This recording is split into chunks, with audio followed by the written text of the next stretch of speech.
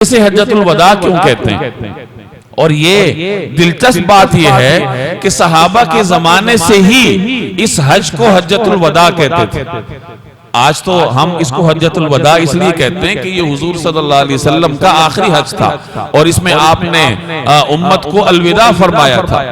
تو اسے حجۃ الوداع کہتے ہیں۔ جبکہ ایک صحابی کہتے ہیں، صحیح بخاری کی روایت ہے کہ ہم حجۃ الوداع کے بارے میں بات کرتے تھے جبکہ نبی کریم صلی اللہ علیہ وسلم ابھی ہمارے درمیان موجود تھے، ابھی آپ حیات تھے، اس کے باوجود ہم اس حج کو حجۃ الوداع کہتے تھے۔ اب ہم اس کو حجۃ الوداع کیوں کہتے تھے؟ صحابی کہتے ہیں ہمیں نہیں معلوم کہ ہم حجۃ الوداع کیوں کہہ رہے ہیں، جبکہ حضور علیہ السلام ابھی تشریف فرما ہے، لیکن اس کے باوجود بھی صحابہ کے معاشرے میں، ان کے مجمع میں اس کا نام جو تھا وہ حجۃ الوداع اسی وقت سے معروف ہو گیا تھا۔ اس کی مختلف وجوہات ہو سکتی ہیں، کیونکہ ایک تو اس حج میں، اس خطبے میں آپ صلی اللہ علیہ وسلم نے واضح طور پہ ارشاد فرمایا کہ مجھ سے مختلف معاملات حج کے امور کے بارے میں سیکھ لو، کیونکہ ممکن ہے کہ دوبارہ ہماری اس طریقے سے اجتماعی ملاقات نہ ہو سکے۔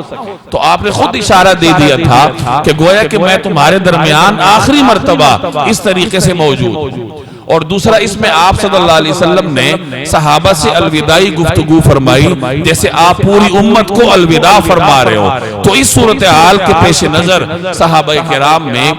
آپ صلی اللہ علیہ وسلم کی حیات میں ہی اس حج کا نام حجۃ الوداع معروف ہو گیا تھا اور آج تک اس کو حجۃ الوداع کے نام سے یاد کیا جاتا ہے۔ تو رسول اللہ صلی اللہ علیہ وسلم نے اس میں مختلف خطبے ارشاد فرمائے، جیسے میں نے تفصیل عرض کر دی۔ یہ جو 10 ذی الحج کا خطبہ تھا، 9 ذی الحج کا خطبہ جو آپ نے میدان عرفات میں ارشاد فرمایا، یہ رسول اللہ صلی اللہ علیہ وسلم نے وادی عرنہ میں ارشاد فرمایا تھا۔ آج کل لوگ سمجھتے ہیں کہ آپ صلی اللہ علیہ وسلم نے جبل رحمت پر سے خطبہ ارشاد فرمایا تھا، حالانکہ ایسا نہیں ہے۔ نبی کریم صلی اللہ علیہ وسلم جب منا سے عرفات تشریف لے جا رہے تھے تو آپ نے حکم دیا کہ میرے لیے وادی نمرہ میں خیمہ نصب کیا جائے، جہاں نمرہ پہاڑ موجود تھا، تو وہاں آپ صلی اللہ علیہ وسلم نے خیمہ نصب کروایا اور 9 ذی الحج کو فجر کی نماز منا میں پڑھی آپ نے،